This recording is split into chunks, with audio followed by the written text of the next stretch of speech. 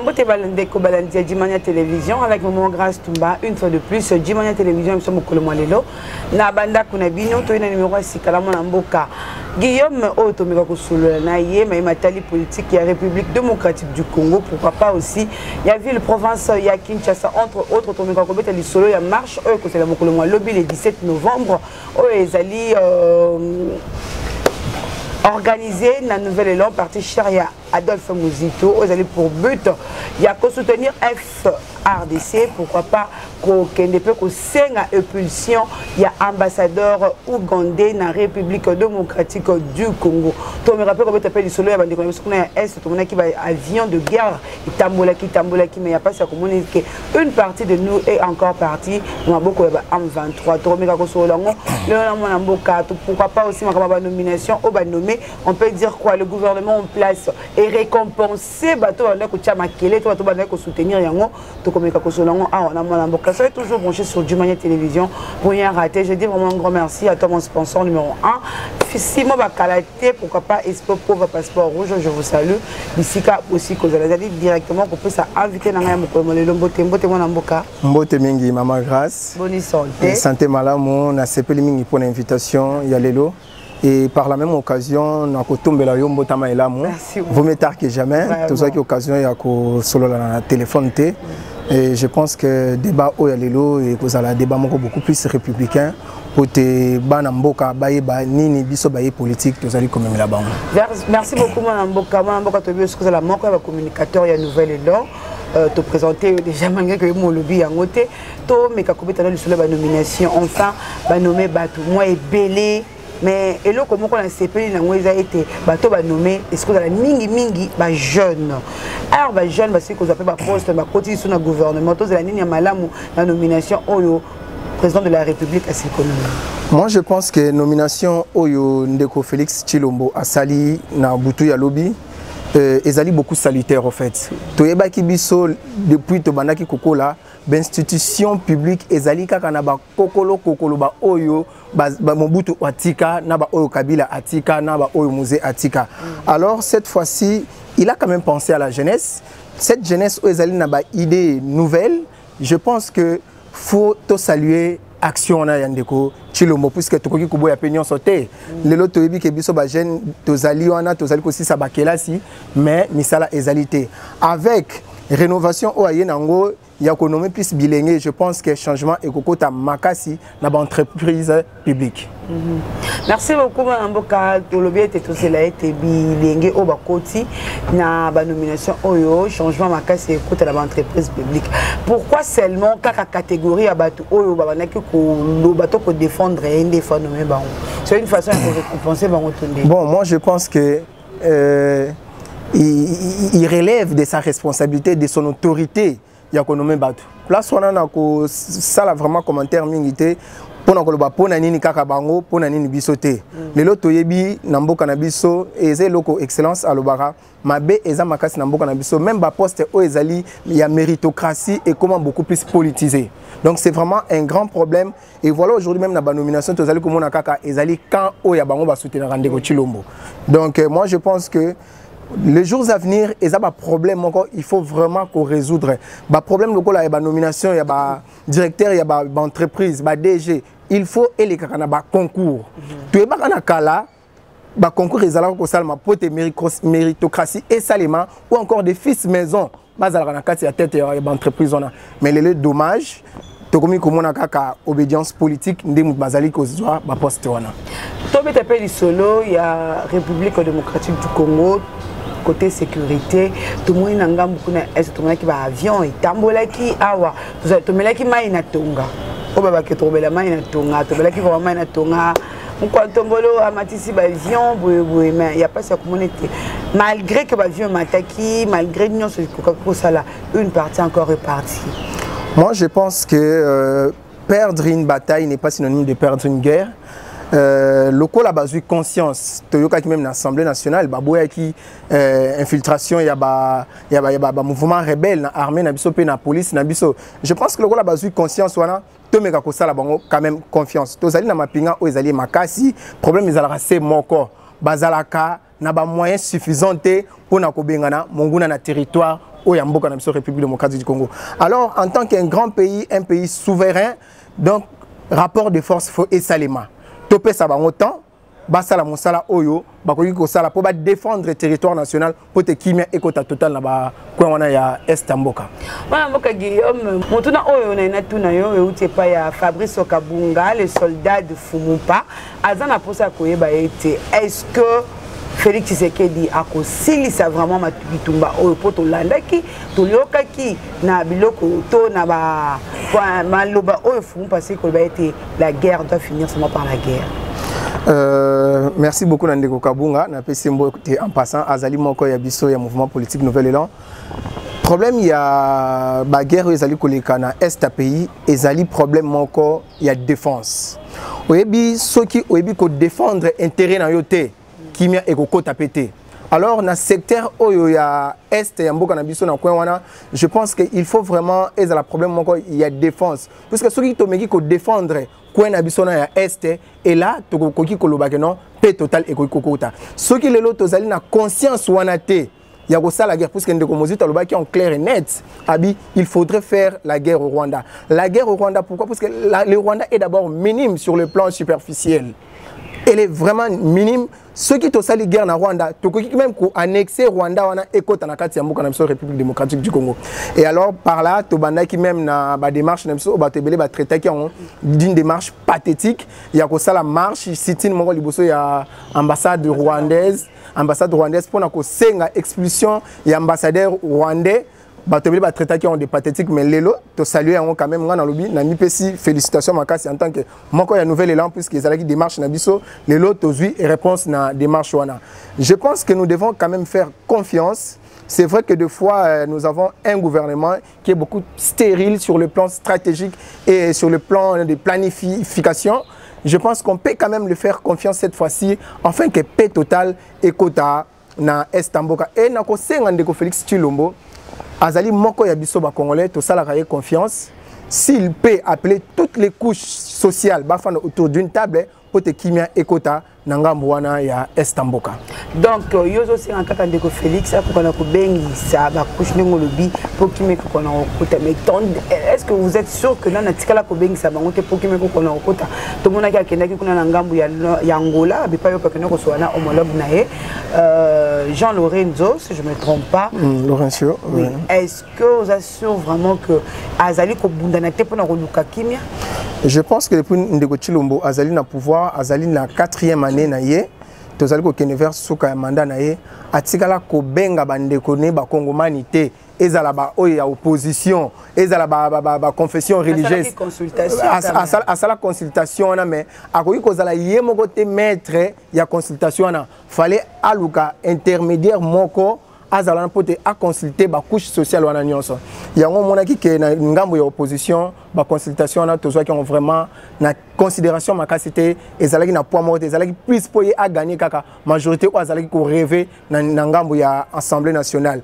Alors je pense que problème à guerre ya Est Mboka na biso eza problème faut kozwa au sérieux to fan de lango et na kobenda même mbela na chef d'état-major oya sika ba uti ko nommé azala conscient na ba axe na ye ameka ko proposer ba alternative mo o esalake kimia total ekota puisque ezali lokola nzoto est ezali parti moko ya mboka na biso République démocratique du Congo loboko sezali ko yoka pasi okoko kotambola pete nzoto mambo yoka pasi. Alors il faut vraiment mettre du sérieux, il faut armer na biso ezali na ngambo ya est pote babunda bitumba oyo kolongisa mboka na biso. Mokolo malobi jeudi le 17 novembre, Nouvel Élan et Golananzela pour notre tambola. But to message au tambola excuse à la que de l'écossien impulsion il y a ambassade rwandais et ougandais dans la République démocratique du Congo ainsi que soutien à FRDC. Est-ce que vous assurez na engagement et vraiment solution? Maman grâce Nouvel Élan ezali lingoma politique oyo kambami na ndeko Adolphe Mozito oyo tobengaka visionnaire, c'est quelqu'un qui a plus la vision à mon aramosika oyo bamsusu bazali komona pene pene. Marche ya lobi na salle d'abord mbela na peuple congolais nyonso na ba mouvement citoyen nyonso baya elongo na Nouvel Élan.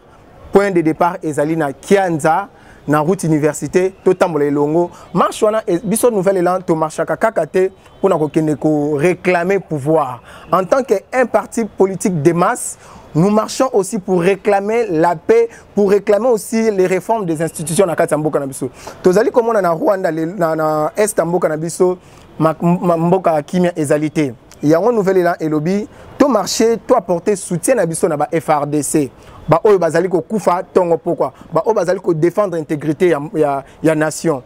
Alors marche on appelle ezali pe lisusu pour appuyer les 10 recommandements ya ndeko Adolphe Mozito. Pour lobby très bien qu'on ne peut pas négocier dans l'un des recommandations à lobby to ko négocier na Rwandais to na M23 mais faut négocier na ba mettre na bon bazali banani bazali ba occident au bazali ko pesa bango ba moyen puisque Rwanda même en termes de PIB par rapport à la République démocratique du Congo bazali faible bazali na moyen ya ko la guerre na République démocratique du Congo. Ils sont soutenus par les occidentaux. Alors on doit beaucoup plus négocier avec leurs pairs afin de mettre les choses au clair.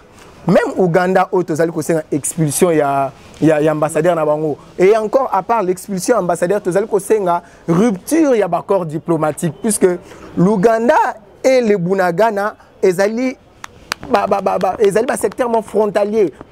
Alors, M23, Bazako Kota parle l'entremise, il y a Ouganda.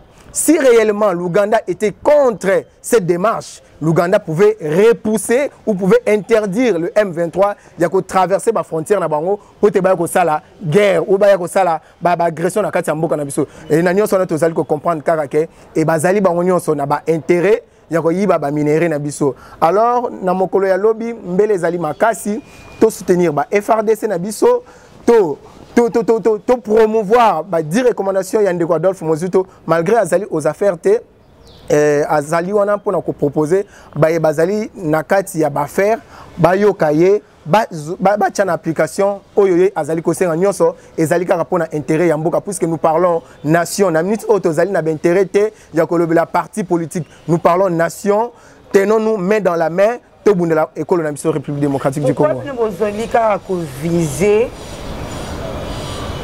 ambassadeur rwandais à Kenya, il vient ça carrément à Kenya. Mais ambassadeur rwandais, les autres fonctionnaires, il peut gérer même l'ambassade de loi. La question, on a le cas qui n'a été dernièrement, dans le Baki, vous savez, la victoire diplomatique pour un pays souverain est tellement importante. L'objet de expulser ambassadeur rwandais au niveau de l'institution Ezali, moi aussi j'ai eu à faire une recommandation.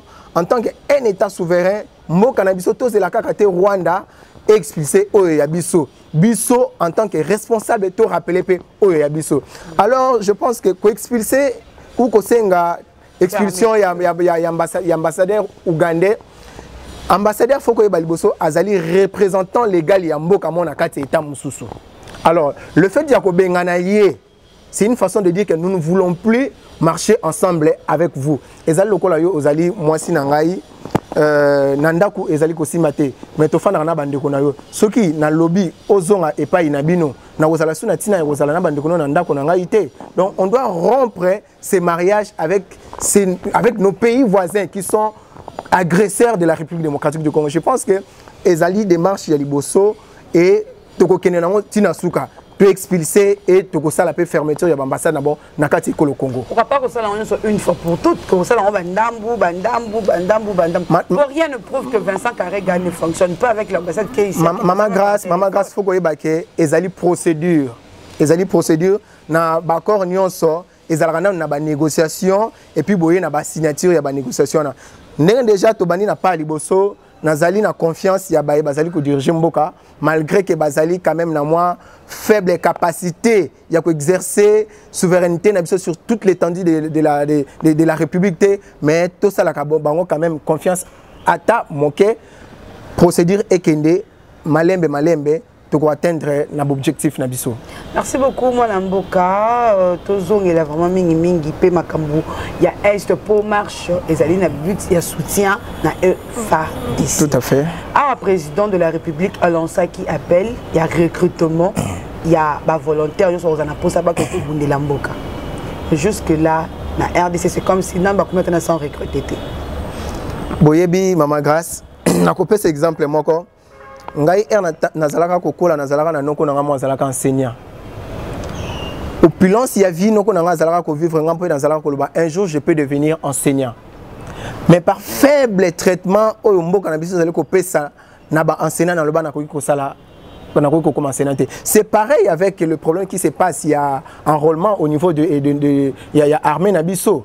Le long de Félix, Azali Kosenga, enrôlement, il y a des jeunes au sein, il y a armée Nabiso. Mais pourquoi pas d'abord mettre les moyens pour mieux traiter, parce que nous en avons déjà des hommes en uniforme de qualité. Le problème, c'est le moyen et le traitement. Ils sont maltraités, c'est pourquoi ils sont incapables de fournir un service de qualité. Puisque les lots, Bolobi, augmenter effectif, c'est bien bon, mais beaucoup augmenter effectif, n'a enveloppe nini. Enveloppe pour Ezali, n'a salué quand même les lots qui basali proposition des lois budgétaires, il y a 1 milliard pour quoi louer na FRDC, c'est quand même salutaire, mais moi je souhaiterais d'abord qu'il y ait un bon traitement na basali na nouana et qu'on motive basali banda ko s'enrôler, puisque les lots moi c'est un soldat azali koleka nzela moi c'est un soldat azali na valeur te soldat yemoko azali kosenga mbongo ya mai na nzela azali na valeur te boni oui ba blessé de guerre wana otobenga blessé de guerre ba kata na ba makolo ba maboko wapi pona ko bundela o ekolo na biso mais lelo bazali abandonné à leur triste sort ceux qui lelo tolbaki non tozwa bango t'orienter bango to localiser bango quelque part. Je pense que même moi, jeune, aujourd'hui, je ne vais pas avoir ces sentiments de m'enrôler au sein de notre armée. Mais du moment où ils sont maltraités, ils sont mal payés, je n'aurai pas ce goût-là d'aller m'enrôler au sein de nos FRD. Moi, je pense que, côté de Chilombo, nous avons condamné Mingité, mais nous avons souhaité à traiter dans Baye Bazaliwana, Malamo, à équiper Bango, Nabateni, Yamalamo, à équiper Bango sur le plan logistique. Comme ça, et qu'on motive les Bazali Libanda, Bazala fier et à servir nation. Ah, monsieur Félix, attendre le beaucoup, pas Kenya, pas Angolais, pas Sungaï, pas au Rwanda. Qu'est-ce qu'il les a promis? Parce que jusque-là, il y a banité. Les jours à venir, ça ne va pas encore nous créer encore de problèmes. Je pense qu'il a les pouvoirs discrétionnaires d'être le barana droit. Il y a quoi engager pays. Nabakor Nyonso. Je pense que si un Congolais qui a les soucis de ces pays pour que la guerre cesse, Nangambouana et Est, réfléchir enfin avant de signer tout accord. Pour les autres signer un accord, Moussoussou, Tobi Motona Likolote, Lobby et Kobaloke la Bisso. Donc, propose la solution vite fait, mais solution mon car il y a mon coussé. Problème il y a Est, Tozali n'a pas sa solution à long terme ou encore définitivement. Définitivement, mais ils allaient dans ma bête à Mbela, na ba voisin, ba ko soutenir biso, ils allaient lokola yonde kozali na etando ekeboe, so kozali na problème il y a matériellement occupé ko senga aide na ndekono moko. Je pense que c'est pas mauvais, mais ils allaient beaucoup plus pour l'intérêt du Congo et non pour les intérêts des individus. Merci beaucoup, moi Namboka. Le bien, ce que vous avez mingi pour l'intérêt du Congo et non pas pour l'intérêt des individus. Tout bête à Kakalisolo FRDC. Pour y a on dépend de mon boko, il y a marche. Tout bête à vraiment l'isolo FRDC. Tout là dans la vidéo bande de collection FRDC parce que il a été passé cause là vraiment na mando qui vraiment malamuté ou ko sunga bango pour na ko bête mon na poto na ko tala bwe. Vous allez quand même se faire un pic quoi, on va ko kende pe Rwanda pe que mais loko ba sali ko il a été bazali vraiment na ba mando qui vraiment te ko sunga bango. Ah on de Tshisekedi attendre le beaucoup na Russie. Côté Patrick Mouya ya sko ba été basili ko te loko mon côté na Russie. Côté occidentaux, c'est quoi le jeu qui est national? Moi je pense que Ndeko Chilombo bazali ko flouter na jeu moi-même yemoko azali ko comprendre. Lobi la ki biso tozali na embargo turi ko soma mando kité. Mais l'Assemblée nationale ba yo bisa biso te ezali lokuta tozali na embargo te. Depuis 18 ouais, tozali na embargo te. Lobi ba yo bisa biso non to soma mando ki ezali na nzela ya ko ya. Après quelques minutes ba yo bisa biso mon avion ou bien moto il fallait même la biso awa alobi niet moyen à même à égalité. Je pense que c'est par rapport à la faiblesse de nos autorités ndé bazali ko sagana na biso. Ndeko Adolphe Mozuto a voté dernièrement même par rapport à l'équipement, il y a des FRDC. D'abord, même pour la chawana ya mandoki wana, ils ont na négociation. D'abord, faut que même bambongo ba pesa rapport na question ma mandoki. Ils ont détourné.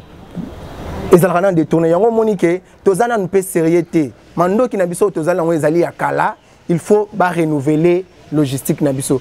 Moi je pense que ceux qui réussissent, ngana yokaki et zalaki proposition au bazali ko sala to sala ba accord pour tout le monde na pas que na réussi mais zalaki ka ba pour parler ba meka ko concrétiser en lokola ba bazali na ngambo ya Europe ba occidentaux bazali ko telemela biso puisque bazali na intérêt na bon puisque soto zuma ndoki ya solo to ko exterminer ba o ba bazali ko se servir pour ya ko agresser biso pour na ko iba minerai na biso oto beng ba Rwandais na ba Ougandais yango moni bazali ko sala biso ba croque à jambe ceux qui a moyen ya ko collaborer ou qu'on signe un accord avec la Russie, moi je trouve aucun mal. Mais c'est le mal que nous ayons une armée bien équipée et armée. C'est ça vraiment l'essentiel. Qu'on puisse avoir juste une armée bien équipée et armée, tout ça qui va passer, qui soit gouverneur, il y a des soldats, après il y a des aussi ça, pas historiquement, où est-ce qu'on a un gouverneur, on dirait pas comment on le corps civil. Otobengi, babenga qui bango état de siège. Moi, état de siège, où ils ont un délai déterminé. Oh, il y a comment prorogation en prorogation. Moi, je pense que ezalaki nango une façon il y a quoi madouer biso peuple congolais.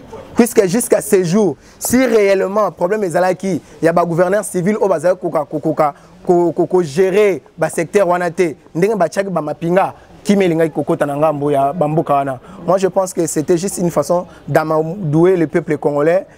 La vraie solution, ce n'est pas ça. La vraie solution, c'est d'équiper l'armée et c'est bien traiter notre armée afin de combattre ces groupes rebelles. Ah, la République démocratique du Congo, qui des bateaux, échanges, les Canadiens dans l'Assemblée nationale, Basali Kobeta, Tomo et Tomasé Kobeta, que Toko Kanakobana refoute à impôt. Bon, on est qui n'est pas le bien. On va venir te foutre à Maka.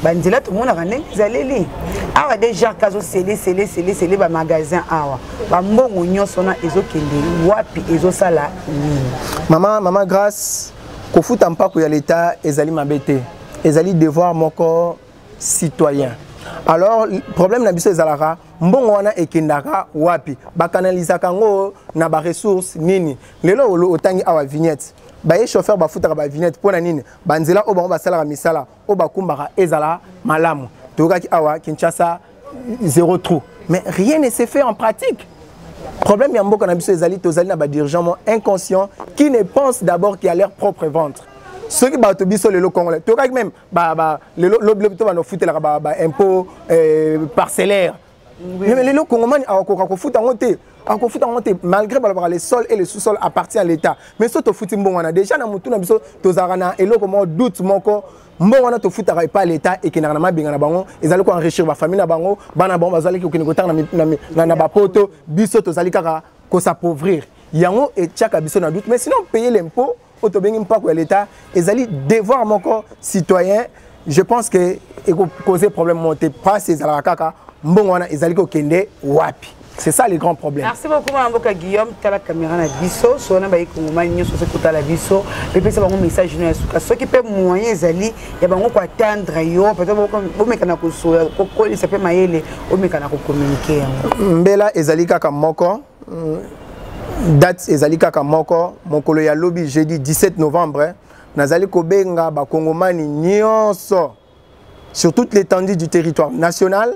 Ici à Kinshasa, banda marche na biso na rond-point Kianza na Ngaba na route universitaire to tamboli pour na ko soutenir ba FRDC na biso, ko soutenir les 10 recommandations ya ndeko na biso Adolphe Mozuto, ko soutenir les sous ko senga expulsion ya ba ambassadeur oyo bazali en complicité na ba groupe rebelle au bazali ko bunisa ekolo na biso chaque jour. Donc lobby boya ebele à partir ya 8h30 na Kianza to tambola elongo na nouvel élan ezali kaka nouvel élan est initié kaka mais to bengi ba mouvement nyonso et ya to tambola elongo puisque là nous parlons pays. Nous parlons RDC, nous ne parlons pas parti politique. Boya Totambola Elongo, je pousse que Tozali na posa kimia ekota na mboka na biso Congo. Puisque soki kimia ezalité, toko kende wenzete. Kimia soki ezalité, toko fana na plateau oyo, kosala émission oyo te. Donc Boya Totambola Elongo na Nouvel Élan pour réclamer kimia na est ya mboka na biso. Merci beaucoup. Numéro de téléphone sur Ezali pour communiquer. Numéro de téléphone Ezali mingi te.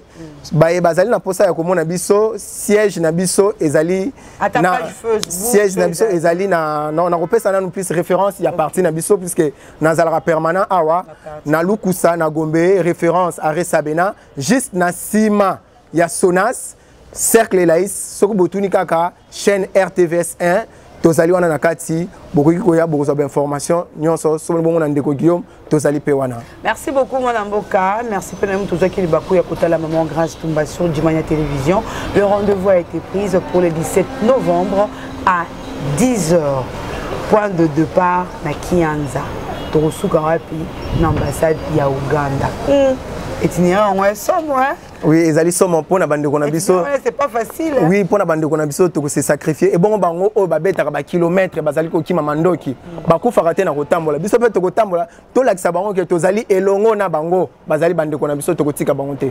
Merci beaucoup. Blabi maman grâce dinga singa bino tout le jour pour continuer toujours na ko s'abonner na ko aimer ba émission na biso pourquoi pas aussi ko partager ba émission na biso. Je dis vraiment un grand merci à toi Mozart derrière la caméra. Pourquoi pas à toute la grande équipe de Dimania Télévision. Je vous dis bye et au prochain numéro. Merci beaucoup. Merci.